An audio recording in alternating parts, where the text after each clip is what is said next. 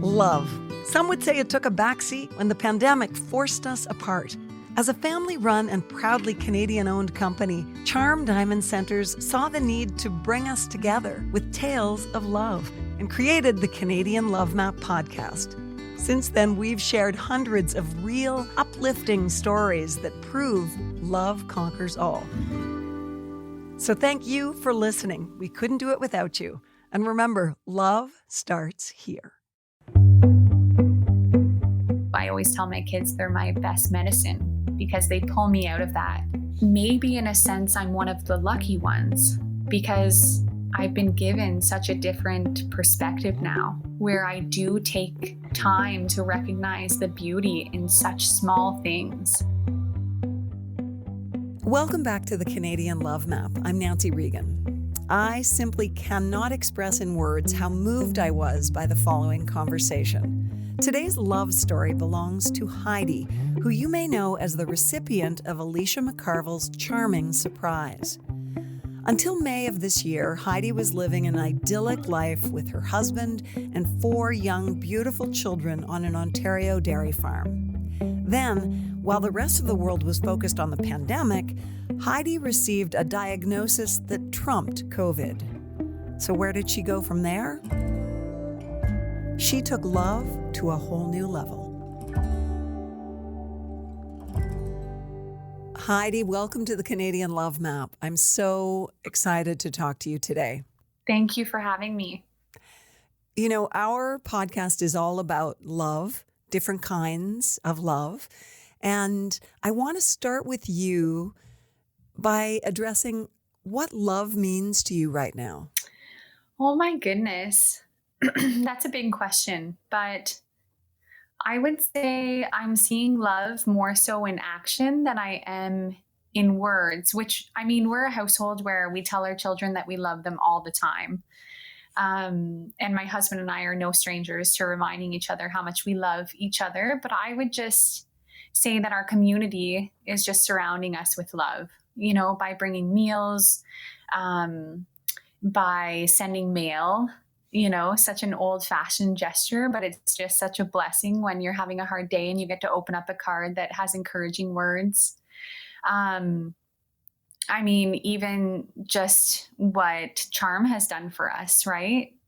With all the actions that they've shown us by gifting us with gift certificates so that, you know, I can buy my children a piece of jewelry and put it in the hope chest that I have for each one of them so that if I can't be there on their wedding day, they have something from their mom. So it's all those little things, even just a simple message being sent or a phone call, you know, just all those little acts of love are huge right now. I would love for you to go back and take us to the beginning of your love story with your husband, if you don't mind.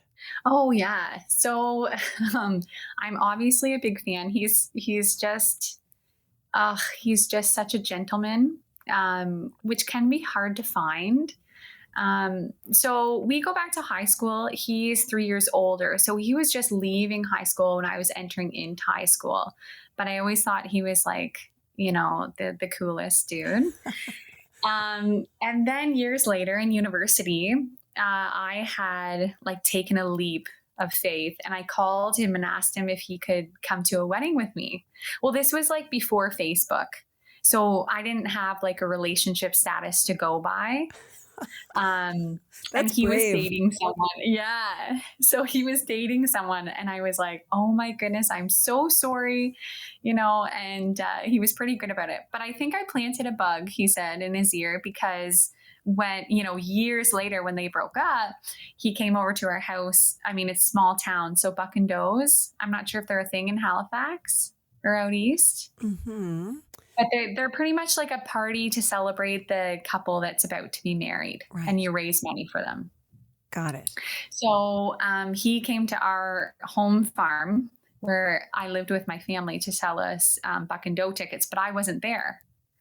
So that time had passed and we kind of saw each other on and off in the community. And then finally one day a date did come into play. And then from there, it's funny because I remember telling my best friend that I was going to marry him. And then we got married eventually. So it was really nice. And we have, yeah, I think we've been married. It will be coming up to 8 years, and we've got 4 children, and we've built a home since that time and a dairy barn and changed career paths. And yeah, it's been, I mean, he's definitely my saving grace. Wow. Yeah. So, what was daily life like on the farm with 4 young children and your husband before your whole world shifted? Um, Well, Rayma always gets up at like 4:30, 5 o'clock, or 5:30, depending on what needs to be done. And then because he's a farmer, it depends on the seasons. So sometimes he's gone all day and works late into the night. We usually see him at breakfast. The girls actually are amazing with helping with chores. So they'll head out to the barn and they can feed the calves bottles and clean the bottles and all of that. Like, that's what I love about living on a dairy farm, because it can be really family oriented. Hmm. And Conrad's only 10 months, but he's just as happy as can be sitting in his stroller looking at the cows, while we kind of work around him. So that's what it's like. And then I was a high school teacher as well, so I would leave to go do that job, and the girls are now in school. Alice was in daycare at the time, so it was forever changing, I would say, but we all complemented each other fairly well. So it is a very nice lifestyle.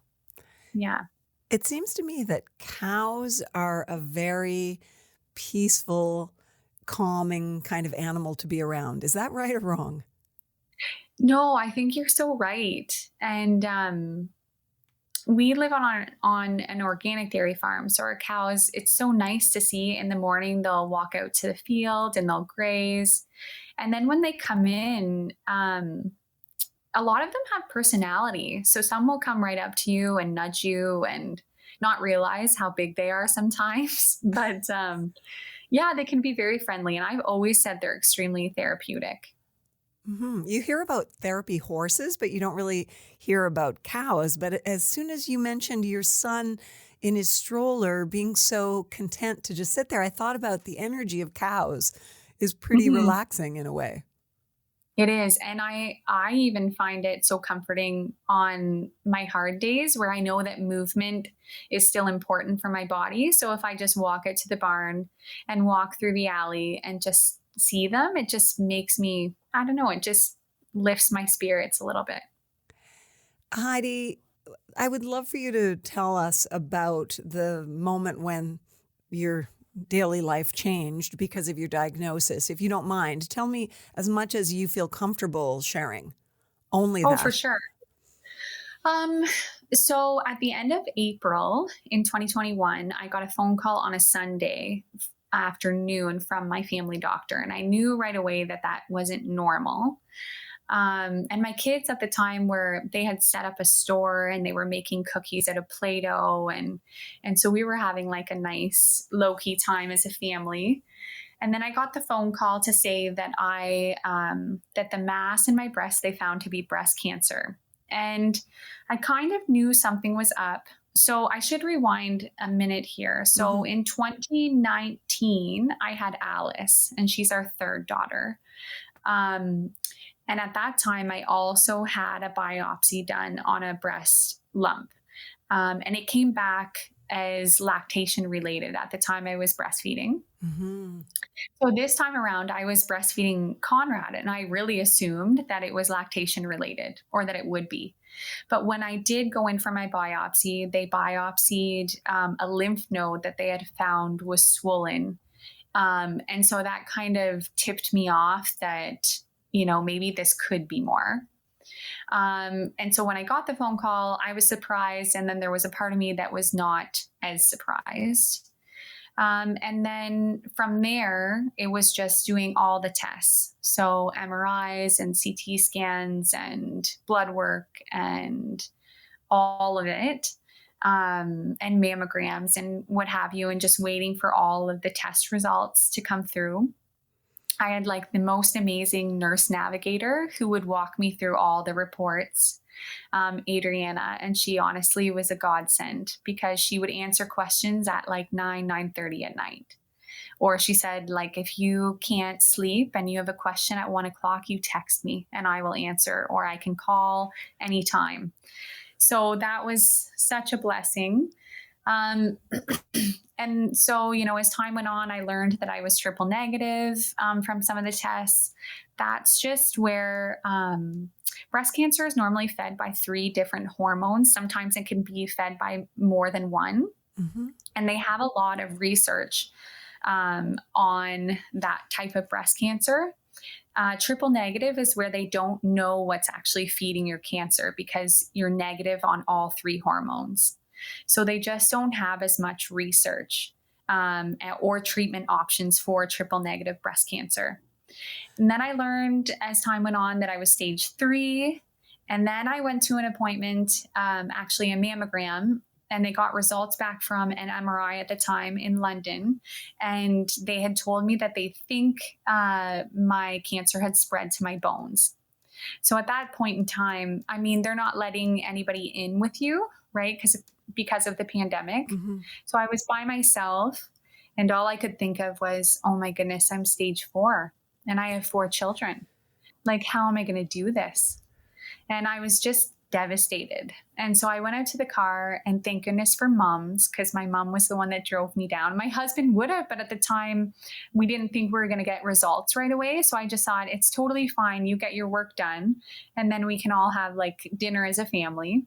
Mm-hmm. And then we can talk about it then, or talk about it after. So how was your mom? Because I immediately go to being a mother myself, and mm-hmm. and knowing that in that moment as a mom, you have to show such strength, but your world would also feel like it was shattering. How was your mom's reaction to your news? Oh, my mom is honestly one of the strongest people I know. Like, what my mother has been through in a lifetime and how she's been through it with such grace is incredible. So she just embraced me. Like, I just fell into her arms, and she totally embraced me. And as we drove home together, we both kind of had we were silent, and she had her tears because I looked over and I could see, and I had mine. And then, she just simply said things like, we will get through this and I will be there, like every step, and she's just comforting. So she didn't need all the details at the time, and she didn't press, but she was just a strong, silent presence that I needed at that time. Just like divine feminine energy wrapped around you. Oh, 100%. Yeah. That's so beautiful. This podcast is brought to you by Charm Diamond Centers, Canada's largest family-owned jewelry store. They are proud to be putting love on the map, and the staff at Charm Diamond Centers are thrilled to be a part of your love story too. So visit charmdiamondcenters.com or one of your local stores. Love starts here. I'm sure that you had a period of time where you really did turn inward, and I think that most of us who have not gone through this kind of experience expect that, I would just turn inward and I would want to shut out the world. But at some point you turned outward and really started changing the world despite everything you were going through. Can you tell me about that and what instinct drove it? For sure. So in the beginning, I definitely went inward. Because I had to process a lot of it, and I still process, right? There are some days where I just set my phone aside because I need that time for me to process what's going on, or to think about next steps for me and my family, or what have you. Mm-hmm. And in the beginning, I wasn't getting a lot of sleep, right? It was the first thing you would think of when you woke up. It was the first thing you'd think of if you rolled to the side to sleep at night. Like, it was just always on your mind. But the one thing that kind of brought me out of that darkness, I would say, was the hope that other people gave me on social media. Like, being in a rural community, I'm not going to find a huge group of women that are necessarily going through this exact diagnosis, right? And thankfully. Mm-hmm. But when I went on social media, I was able to find other women diagnosed with stage 4 triple negative breast cancer who were also young moms. And it just, I could ask all the hard questions and they were so understanding and so empathetic and so able to answer based on their experiences. So I thought, I want to be that for someone else. That's why I share ultimately. And I have gotten a lot of responses from people with this diagnosis, just that are thankful to see that you can live with cancer, and that it's not, in this day and age, it's not an impending death right away, right? Like 5 years ago, my oncologist said if I would have been diagnosed 5 years ago, there was very little to no hope with my diagnosis.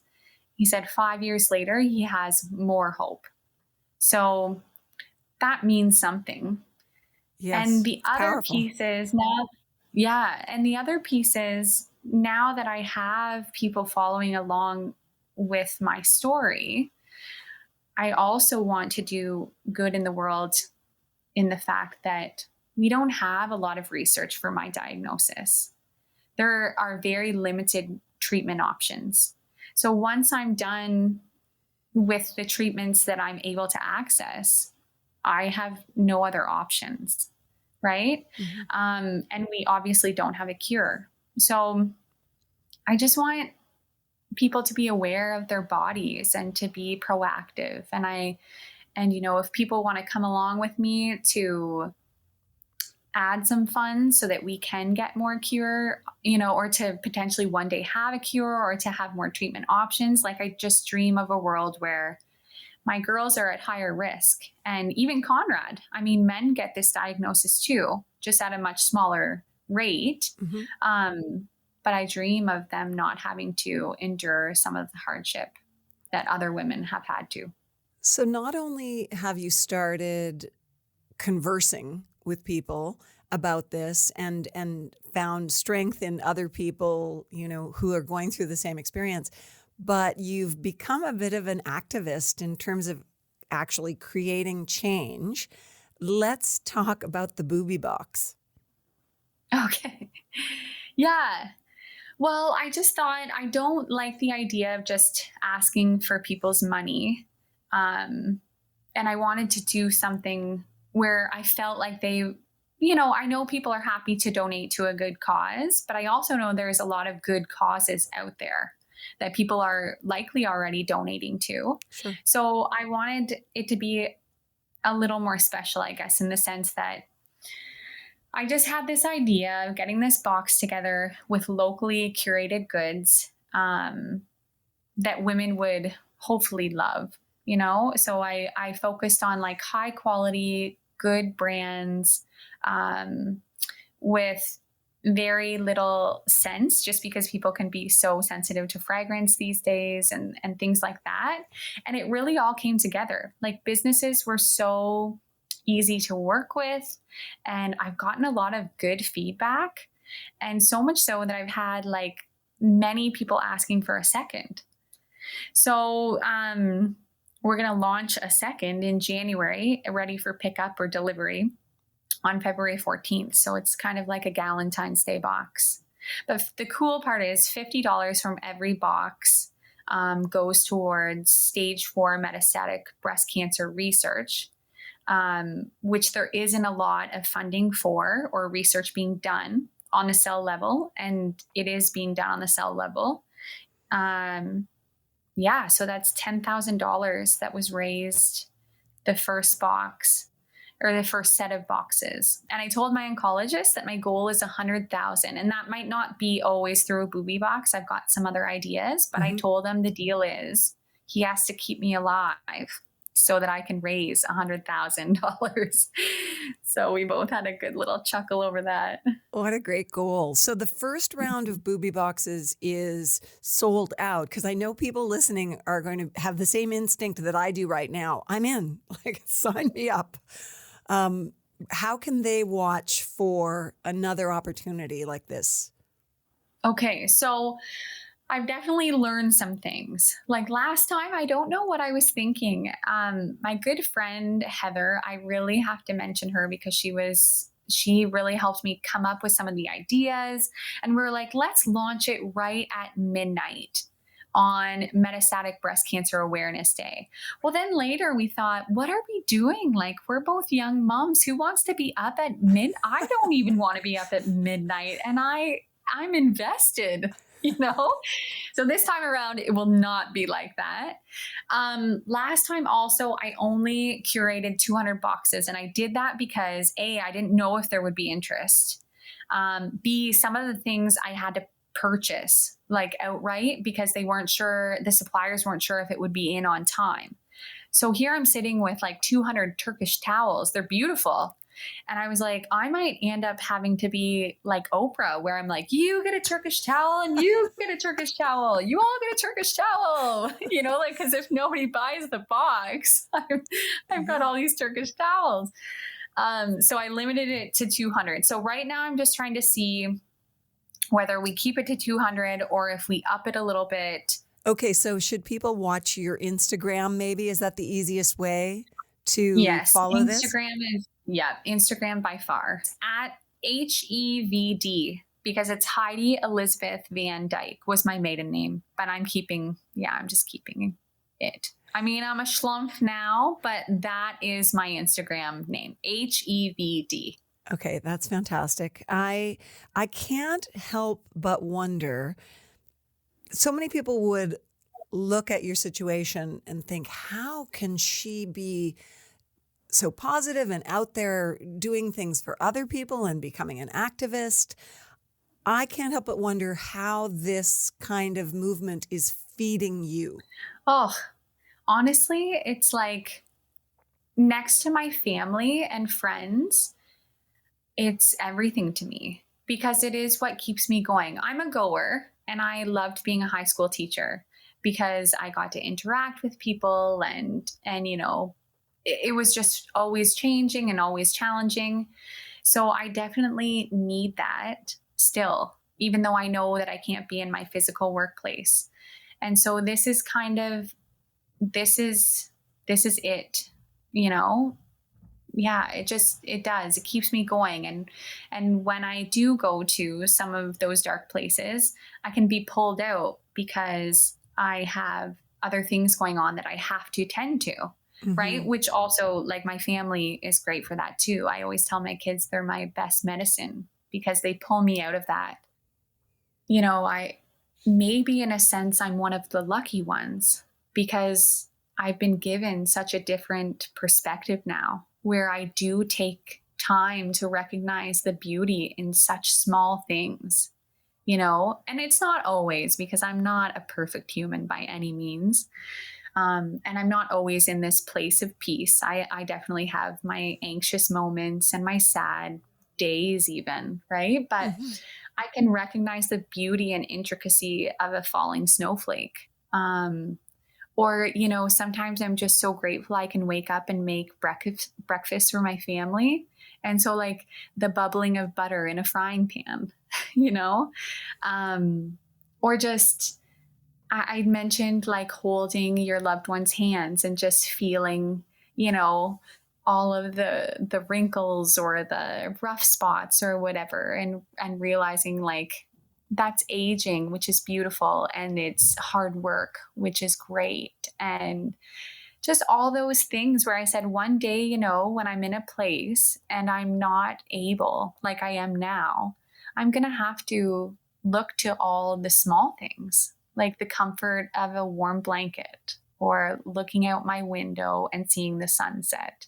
So just really appreciating and finding the little things and the little moments is so important. I don't think I've ever heard truer, wiser words spoken. And you take my breath away. Is there anything we haven't talked about that we should? I think the only thing I want to mention is that, a lot of people often say I'm inspiring or strong or brave. And, I can only take a little bit of credit because all the kind deeds that were done on my birthday or all of the booby boxes that have been purchased are because of people and not because of me. Like, I couldn't have done this without a community or without others. And so I just want to give the credit back, and make people realize that they are doing this. It's not just me. And they're fueling me, right? They're fueling me and they're gifting me to be motivated to do more or to get up in the morning or to think outside of myself. So I think that that's just, I really want people to know that I don't want all the credit, to be honest. I just don't want it because it's not all mine. I understand that, but at the same time, you are shining a pretty spectacular light out into the world right now. You are a lighthouse, so people are going to notice you and be guided by you. They're being helped by you in so many ways. So I'm going to say, even though you've just made the comment that you don't want too much credit, I would like to say an enormous thank you for the way you're showing up in the world and the lessons that you're helping so many other people learn and the strength that you are giving them. And I just want to send you so much love for how you're navigating this difficult journey. Oh, thank you. And thanks for having me. I mean, it's been such a joy. And you also are a very authentic, comforting person. So thank you for providing a safe space to share. Thank you so much. I wish you the best. And we're going to be watching your story and we will be inspired by you every day. But no pressure. Thank you. Thank you so much. Thanks so much for listening to the Canadian Love Map. If you love us, please subscribe and share. We'll be back next week with another love story to add to the map. This podcast is presented and made possible by Charm Diamond Centers. It's hosted by me, Nancy Regan, and is produced and distributed by Podstarter.